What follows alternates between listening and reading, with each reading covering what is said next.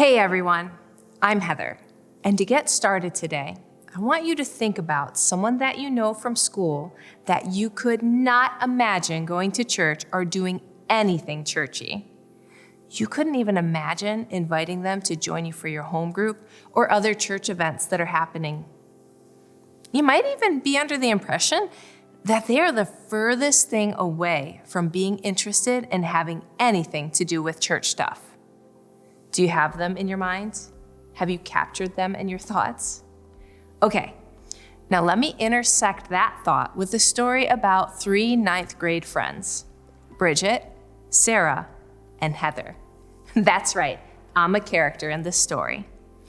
Bridget made a choice one day, and she reached out to invite Sarah and me to an event at her church. You remember those people that you were just picturing a moment ago? That was definitely Sarah and me. But Bridget made a decision, and she invited us anyway. Man, if you knew the ninth grade me, you would picture somebody with issues. Whew. Unfortunately, due to my parents' work, we moved around a lot, and I was looking for acceptance from basically anyone.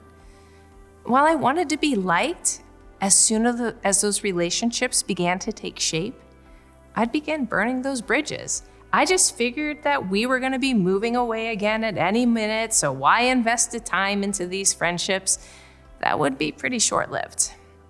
I thought I was good at looking like I had it all together and hiding it, but really? I was mean. I was messy. I was broken. Maybe you can relate to feeling a little messy on the inside. Anyway, when I think back to this time where Bridget had invited Sarah and me to this church event, I remember afterwards trying to make sense of the message that I had just heard about Jesus, and then trying to figure out, what do I do with this? You see, something had shifted on the inside that changed the way that I thought about things. Now, my friend Sarah, on the other hand, she was like, no, thank you, I'm all set, peace out. She wanted nothing to do with it. You know, even now when the three of us reminisce about what happened that day, Sarah remembers being pretty frustrated with Bridget, and I remember it more like the start of a new journey. There's something about this moment with my two friends that reminds me of this guy in a story from the Bible that we're going to explore today. A guy named Levi. Levi reminds me of Sarah and me in terms of not being super churchy. But then Jesus steps onto the scene. He sees Levi and he simply says two words to him: follow me. Okay, I don't know about you, but if somebody asks me to follow them, I want to know, where are you going? And then I begin to make a checklist of all the things that had to be done. Oh, snacks, check, okay. House cleaned, checked. Bladders emptied, checked. Stops along the way, check. Google Maps, locked and loaded, checked. Okay, you get the picture. But Levi, he stood up. He left his job. He left everything that he had to follow Jesus. No questions asked.